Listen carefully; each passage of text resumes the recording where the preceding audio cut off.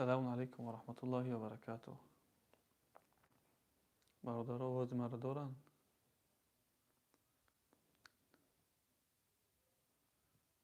الحمدلله. استاد شما خوبین؟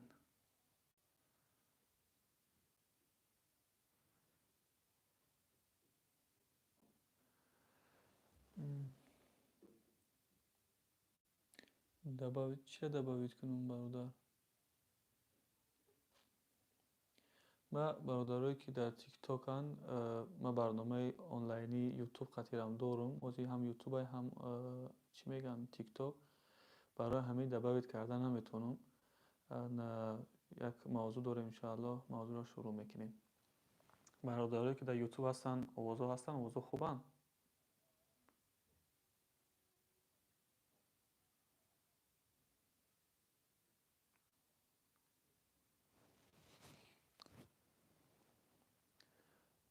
برادرایی که در یوتیوب آواز هست آواز.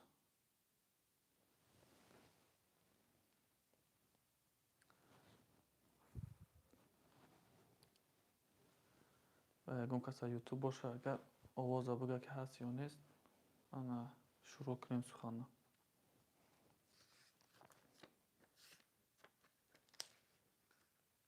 бародарои ютуб овоз ҳасте?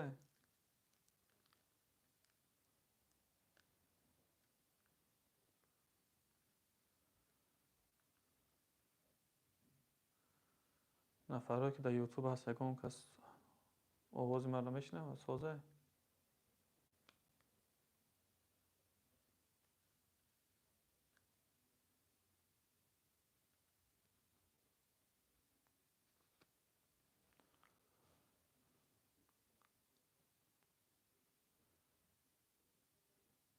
ба фикрам ин ютуб чӣ проблемае дорад? Овозҳо ҳастанд бародарои ютуб?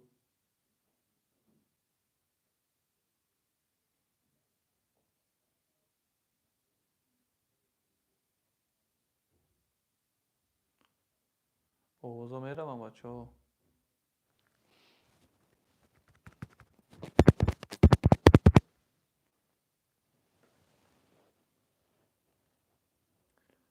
бародаро овоз ҳасте? хоб, шурӯъ мекунем иншоалло мавзӯи имрӯзаро. إن الحمد لله نحمده ونستعينه ونستغفره ونعوذ بالله من شرور أنفسنا ومن سيئات أعمالنا من يهده الله فلا مضل له ومن يضلله فلا هادي له وأشهد أن لا إله إلا الله وحده لا شريك له وأشهد أن محمدا عبده ورسوله. أما بعد، السلام عليكم ورحمة الله وبركاته.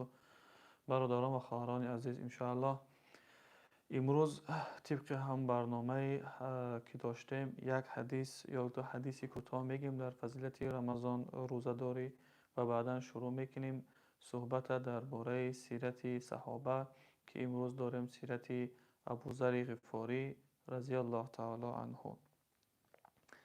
پیامبر خدا علیه السلام میفرماید که وقتی رمضان میشود درهای جنت باز میشوند، درهای دوزخ بسته میشوند و جین ها و شیطان ها هم بسته می شوند، محکم می شوند.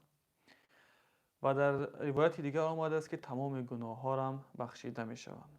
پیغمبر خدا در حدیث دیگر می فرماید که از جمعه تا جمعه، از رمضان تا رمضان گناه ها چی بخشیده می شوند. و حدیث های زیادن برای مغفرت گناه ها در ماه شریف رمضان و فضیلتش اینار. اما موضوع دیمی موضوعی که ما هسته ابوذر غفاری رضی الله تعالی عنه است. انشاءالله که شروع میکنیم به قصه ابوذر غفاری. ابوذر غفاری رضی الله تعالی عنه در یک قبیله زندگی میکرد که اون قبیله به ره زدن، یعنی رهزنی، دزدی بسیار مشهور بودند. در جزیره عرب مثل همین قبیله ابوذر غفاری کسی مثل همونا چی دزد نبودند، رهزن بودند. اونا را میگفتن شاه شب، یعنی در شبا بجز دزدی و راهزنی کار دیگه اونا نداشتند. یعنی که شاه شب میگفتن اونا را.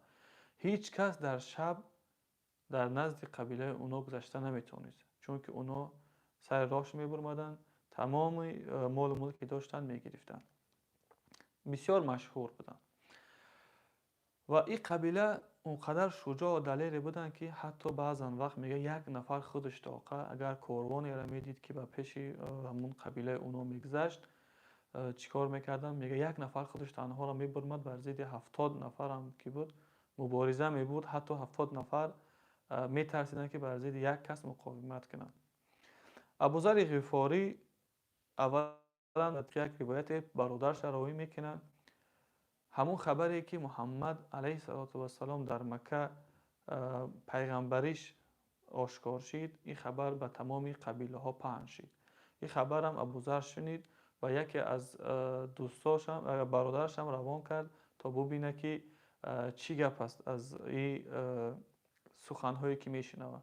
و این هم بگیم که ابوذر غفاری پیش از اینه که به اسلام مشرف بشوه بر ضد بت‌ها را مبارزه می بود. از بت‌هایی که همون وقت میپرستن خیلی بدشان می اومد. میگفت که عاقلانه نیست که یک نفر یک اشیایی که در حفظ در ما احتیاج داره که ما او را نگاهش بکنیم، تازهش بکنیم، از باران برف در امینش بداریم، او را ما پرستش بکنیم. همین بود که خداوند هدایتش کرد به اسلام. خداوند هم نفرها را هدایت میکنه به اسلام که اونا در واقع لایق هدایت باشند، خودشان لایق هدایت باشند. بعدا برادر ابوذر غفاری میاد نزدش و به ابوذر میگه که بله این گپ درست است، نفر پیدا شده است که دعوای پیغمبری میکنه و این خداهایی که ما داریم، بت‌هایی که ما داریم، اینا رو میگه کسی اینا رو پرستش بکنه یک چی میگن احمقی است، یک دیوانگی است، این لیاقت پرستش نداره. ابوذر در حال چی میشوه؟ روانه مکه میشوه. ابوذر در مکه میآید، میبینه که اوضاع مکه قدر خوب نیست. مسلمان ها اسلامشان در اول پنهان می داشتند و ابوذر غفاری هم این چیز احساس کرد و از کسی نمیپرسید که این مردم در کجاست، محمد در کجاست. به مثل یک آدمی بیگانه، به مثل یک آدمی مسافر، به مثل یک آدمی که میخواهد در همین مکه یک مدت وقتش بگذرانه، باز سفرش دوام بتیه، در کوچه های مکه میگشت تا آن روزی که یک گروه یک انسان ها را دید که درباره پیغمبر صحبت میکنند و تخمین کرد که پیغمبر را در کجا میشه پیدا کرد و صبح دیگرش خودش به پیغمبر رساند. وقتی به پیغمبر نزدیک شد گفت که سلام ای برادر عرب. و پیغمبر خدا علیه السلام گفت که و علیکم سلام و تو، سلام درود بر تو ای برادر عرب. ابوذر گفت که از اون چیزی که برای تو هست برای ما بسرا، یعنی اون چیزی که در نزد داری برای ما بسرا. منظورش قرآن بود. پیغمبر خدا علیه السلام گفتند که این شعر نیست که من بسرامش، این کلام خداوند است. پس ابوذر غفاری گفتند که از همونی که هست برای من بخوان. بعد پیغمبر خدا علیه السلام شروع کرد به آیات‌های قرآن، بعداً به هدف و عقیده های اسلامی. در حال همون چیزی که ابوذر میکافت و جستجوش میکرد که خدا یکا و یگانه وجود دارد که همه ما را خلق کرده است، به همون عقیده و فکرش درست آمد و ابوذر غفاری چیکار کرد؟ اسلام در حال قبول کرد. وقتی که آمد اسلام قبول کرد، بعدا پیغمبر خدا علیه السلام پرسید که برادر تو از کجا هستی؟ ابوذر گفت که من از غفار هستم. پیغمبر خدا یک لبخند کرد. بعدا ابوذر غفاری خودش هم خندید، چون که پیغمبر یعنی که خندش از این بود که یک انسانی که قبیلش خودش به دزدی مشهورند در جزیره عرب آمده است که مسلمان شوی. بعد همینجا شروع کرد و پیغمبر هم گفت که ابوذر از پیغمبر پرسید که ای پیغمبر اکنون من مسلمان شدم، امر بکن که من چی کار بکنم. پیغمبر خدا علیه السلام فرمود که ای ابوذر تو به نزد قبیلت برم، مردم تو دعوت بکن تا همون وقتی که من تو را به امر دیگه وادار نکردم. ابوذر گفت که قسم به ذاتی که جان محمد در دست اوست، من این مکه را ترک نمیکنم پیش از آنی که این کلمه حق در مکه با آواز بلند آشکار بگم. این را بگیم که اولین نفری که دعوت در راه خدا را آشکارا با آواز بلند در جمع مشرکین کرد، این ابوذر غفاری بود. واقعا شجاع و دلیر بود. ابوذر غفاری بلند شد، نزد مکه رفت، فریاد کرد، مردم جمع شدند. بعد گفت که گواهی میدهم که محمد فرستاده خداست. خدا اول گفت خدا یک و یگانه است و محمد فرستاده اوست.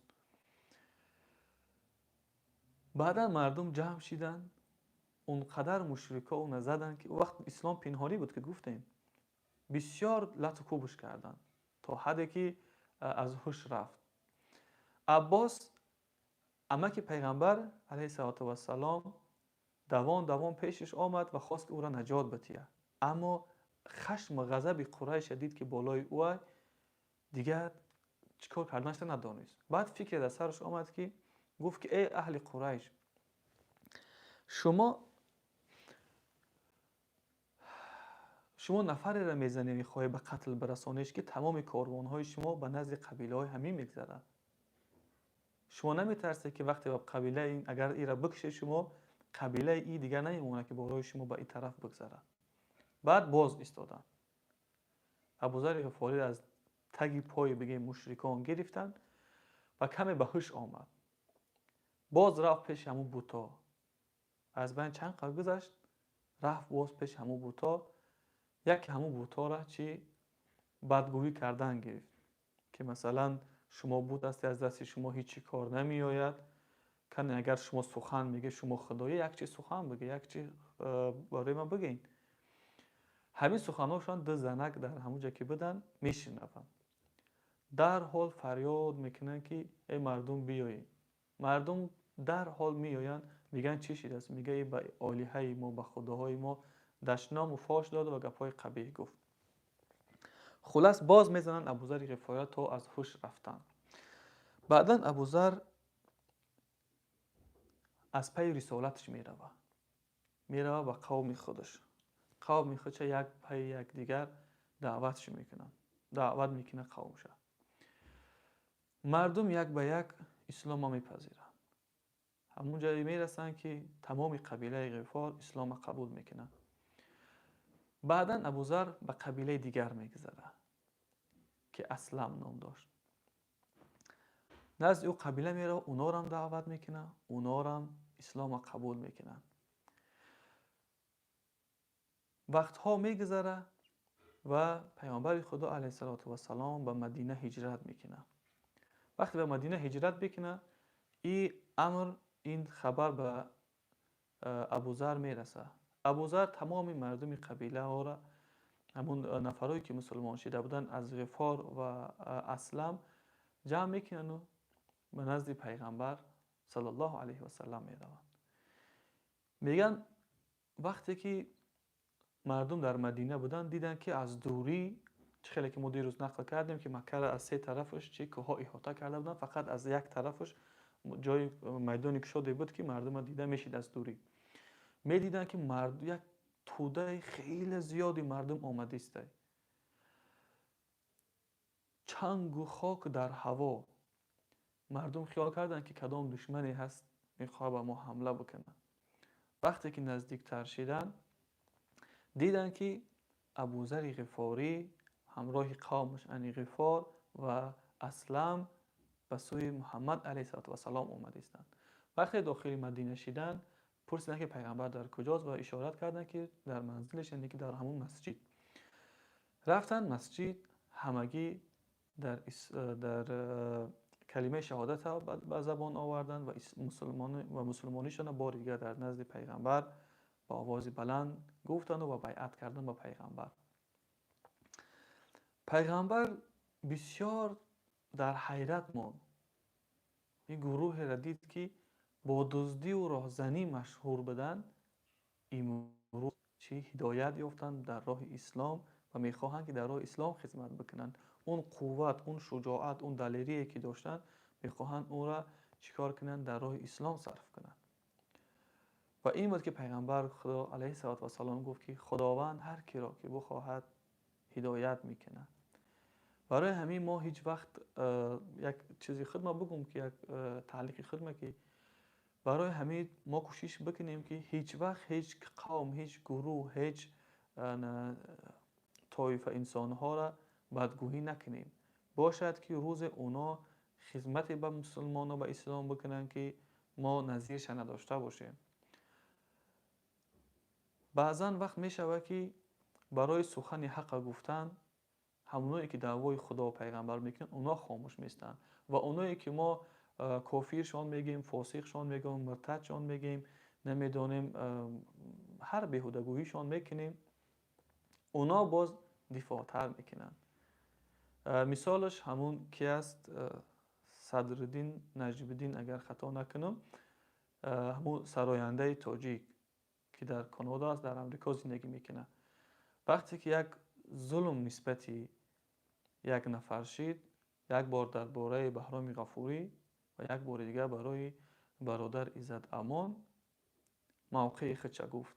سراینده، اونی که ما میگفتیم سراینده و همراه دخترها و در دیسکو کلوبا و اینا، اما جا و ساعت مکانش آمد، اون نفر از بعض علمایی که منبرها دارن، بعض انسانهایی که علم زیاد دارن، از اونا شجاعتر و دلیرتر این سخن گفت. المهم بعدا پیغمبر خدا علیه السلام درباره ابوذر غفاری چیزا را گفت. گفت زمین در بالاش نبرداشته است و آسمان به نفر سایه نفکنده است که صادقتر، راستگوتر از ابوذر باشد. چون که ابوذر هر چیزی میگفت راست میگفت، از راست گفتن نمیترسید، ظاهر و باطنش یک بود. اگر کجای حق میافت به ناحق تا قطره خون آخرینش مبارزه میبرد.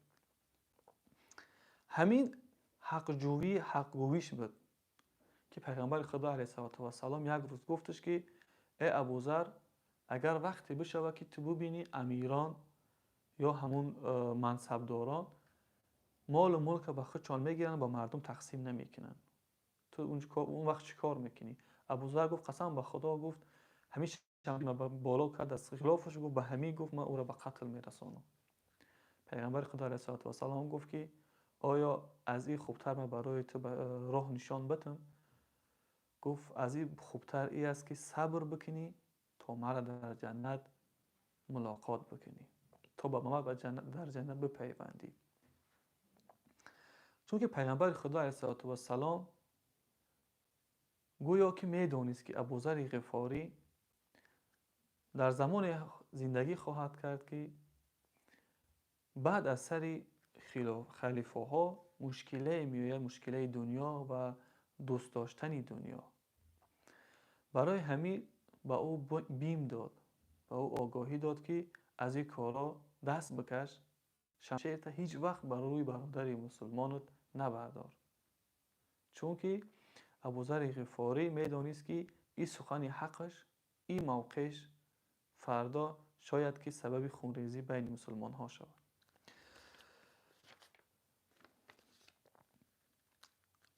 خلافت حضرت ابوبکر شد رضی الله تعالی عنه، همه در جای خود بودند، همه قوی بودند، هیچ کس پروای مال و ملک دنیا نداشت، غنیمت ها هم خیلی کم بودند. بعدا خلافت حضرت عمر رضی الله تعالی عنه شد. احتیاج به ابوذر غفاری نبود، چون که ابوذر هر چیزی که میخواست او را میدید. حضرت عمر رضی الله تعالی عنه هر کی را والی منطقه میکرد، در مصر، در شام، در یمن، در همون کسرا، مدائین، همون ایران امروزه، میدونست که بسیار سختگیر است. حتی اگر میگن حضرت عمر میدونست که یک والی، یک امیر یک منطقه یک شیرینی خورد است که مردم از او شیرینی پیدا کردن، او شیرینی زورشان نمیرسه، او را خورده نمیتونه، یا که اونا تماما خوردگی نیستن. در حال حضرت عمر چیکار میکرد؟ اونا را فریاد میکرد، بسیار حساب کتاب سختشان میکرد. میگفت چه خیلی شما امیری میکنه وقتی که خودتان شیرینی میخوره، مردم عادی دستی به این چیز ندارن. همین بود که ابوذر غفاری احتیاج به سخن کردن نداشت. بعد آمد به خلافت حضرت عثمان رضی الله تعالی عنه. زمین ها زیاد شدن، منطقه ها زیاد شدن، در به اسلام پیوستن، مال و ملک و ثروت هم زیاد شد. دیگر طبیعی است که صحابه کرام از اون ثروتی که به دست می آوردن فایده بود، حلال بود و هر کس که میخواست استفاده می بود. اما ابوذر غفاری این فکر داشت که و من یکنز الذهب والفضة ولا ينفق في سبیل الله فبشره بعذاب علیم. خداوند میگه یک کسی که طلا و تنگه را خزینه میکنه برای خودش و برای الله، در راه الله خیرشان نمیکنه، اون به عذاب سخت وادار بکنه. همین چیزا بسیار سخت قبیل بود ابوذر غفاری. ابوذر دید که در زمان خلافت حضرت عثمان مردم دیگه به دنیا کم کم میل پیدا کردند، مال و ملک زیاد دیگه داشتند، زمین‌های بسیار داشتند. بعد شروع کرد از کجا؟ از شام. گفت من باید بر ضد این ناعدالتی مبارزه برم که چرا برادرای ما، اونایی که با هم در یک صف بر ضد مشرکین می‌جنگیدیم، امروز دنیا پرست شدن. البته با فکر اندیشه ابوذر غفاری. بعد گفت از کجا شروع کنم؟ البته که از شام. شام سرزمینی بود که بسیار حاصلخیز بود و تجارت و مال و ملک خیلی زیاد داشت. رفت به شام.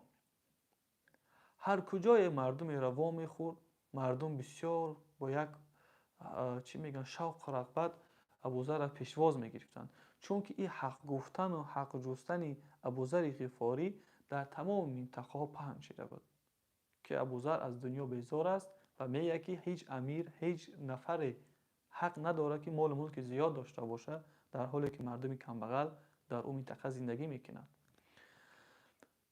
هر جایی که میرفت ابوذر غفاری خوب پیشواز میگرفتن، مردم زیاد پیشوازش میگرفتن و میگفتن که ای یاری پیغمبر، از پیغمبر برای ما چیزی بگو. در شام و مانند هموی شد که مردم قریب به قیام بخیزند بر ضد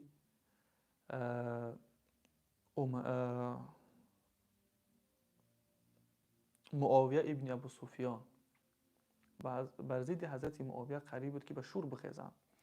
حضرت معاویه این آوازه و این خبرها را شنید.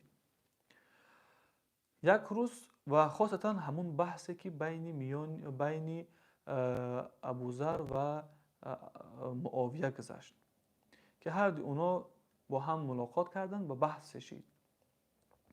بحث سر این بود که ابوذر غفاری این آیت قرآن میخواند که اون نفرانی که طلا و تنگر از خزینه میکنند در خانه هاشون میگذارند و در راه خدا اونا را صرف نمیکنند، به عذاب سخت اونا را بیم بده. حضرت معاویه گفتند که این آیت برای مشرکین است، برای اهل کتاب است. ابوذر گفت نه، این برای ما هم هست. بعدا ابوذر به معاویه سوال کرد که خانه تو در مکه چی بود؟ چی خانه داشتی در مکه؟ الان در اینجا چی خانه و در داری؟ و جانشین معاویه هم خطاب کرد که در مکه تو چقدر زمین داشتی، چقدر دارایی داشتی، الان این دارایی چی هست؟ چرا این همه دارایی را داری؟ چرا در راه خدا صرف نمیکنی؟ ابوذر غفاری این عقیده را داشت که تمام مسلمان ها، تمام امیران و اینا به مقدار یک روزه طعام و خوراک داشته باشند کافی است. از او زیاد باید در راه خدا خیرشان بکنند. بعدا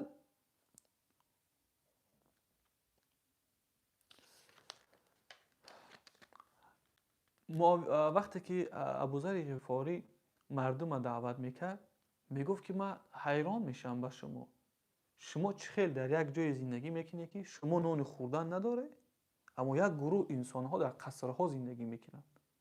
شما چه خیل خاموشین؟ شما چرا بر ضد اینا قیام نمیکنین؟ ابوذر غفاری خواست شمشیرش بالا کنه بر ضد اونا مبارزه ببره، اما همون سخن پیغمبر علیه السلام به یادش رسید که صبر کن تا با همراه ما در جنت باشی. این حالت دید معاویه به حضرت عثمان نامه روان کرد که مردم در شام قریب مونده است که قیام بکنند. در حال حضرت عثمان یک نامه روان کرد که ابوذر غفاری باید در مدینه حاضر شود. حضرت ابوذر هم به مدینه آمد نزد حضرت عثمان. عثمان خیلی گفتگو کرد. بعدا یک همون سخن خیلی زیبایی داشت که میگفت من از این دنیای شما هیچ احتیاجی ندارم. از این دنیای شما هیچ احتیاجی ندارم. بعدا وقتی که در مدینه بود دید که مردم زیادم در مدینه. طبیعی است که بایگری زیاد شد، شرایط مردم خوب شد، دیگه مردم یک کمی زندگیشون خوبتر کردند. اما ابوذر ایره قبول نداشت. بعد از عثمان رضی الله تعالی عنه خواهش کرد که با او اجازت بده تا بیرون از مدینه زندگی بکنه در یک منطقه‌ای که در اطراف مدینه است. و حضرت عثمان برای او اجازت داد تا بره بیرون از مدینه زندگی بکنه تا هر روز این مردم نبینه و قطعی اونا دست به گریبان نشوه. یک روز یک گروه آدم ها همون خوارجی و اونا از کوفه آمدن نزد ابوذر غفاری. گفتن ای ابوذر، تو یار پیغمبری، تو راستگو هستی، از گفتن سخن حق از هیچ کس نمیترسی، تو لایقتر، تو ارزنده تری که خلیفه باشی از عثمان دیده. بیا بیعت میکنیم تو خلیفه شه. گفت قسم به خدا اگر عثمان مرا در یک درخت بلند ببنده من از او اطاعت میکنم، سرکشی نمیکنم. اگر عثمان مرا از شهر این دم از این هم دورتر امر بکنه من از او دورتر میرم. هر چیزی که عثمان ابن عفان برای من امر بکنه قسم به خدا او را من به خاطر خدا قبول میکنم. و این بود که تیر خوارج ها خاک خورد. و دوام قصه ای که ابوذر غفاری چه خیلی با خوارج ها مبارزه بود. ابوذر غفاری در حیات با کی ها وا خورد، با اونا چی گفت، با ابو هریره وا خورد، با اینا وا خورد و آخر حیاتش به چی انجامید فردا انشاءالله در برنامه دیگر اگر خداوند اجل امان داده باشه و خداوند راضی باشه انشاءالله که دوامش میگیم انشاءالله. و الان شما را به خدای منان میسپاریم و باشد که خداوند تمامی طاعت و عبادت های ما را به درگاهش قبول کرده باشه و ما را از جمله اون نفرای گردانیده باشه که رمضان به پایان برسه و گناه های ما همگیش بخشیده باشند و خداوند ما را توفیق داده باشه که روزه روحی، روزه جسمی گرفته باشیم، یعنی روزه دهان گرفته باشیم، روزه وجدان گرفته باشیم، روزه چشمم گرفته باشیم تا به کسی به بدی نگاه نکنیم، روزه دهان که به کسی بد نگیم و روزه وجدان که از روی وجدان هر چیز قضاوت بکنیم. خداوند همه شما را نگهبان باشه تا فردا در امان خدا باشین. اگر کسی یکم چی گفتنی باشه، یکم پیشنهاد باشه، مرحمت.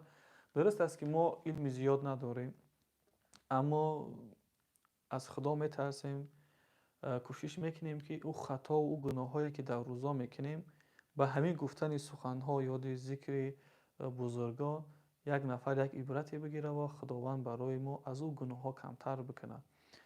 و اگر هر کمبودی باشه، هر پیشنهادی باشه، هر تنقید چیزی باشه انشاءالله که در زیر کامنت ها بنویسین.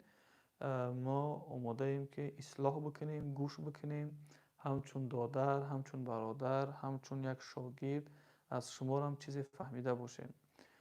و آخر دعوانا ان الحمد لله رب العالمین. سلام علیکم و رحمت الله و برکاته.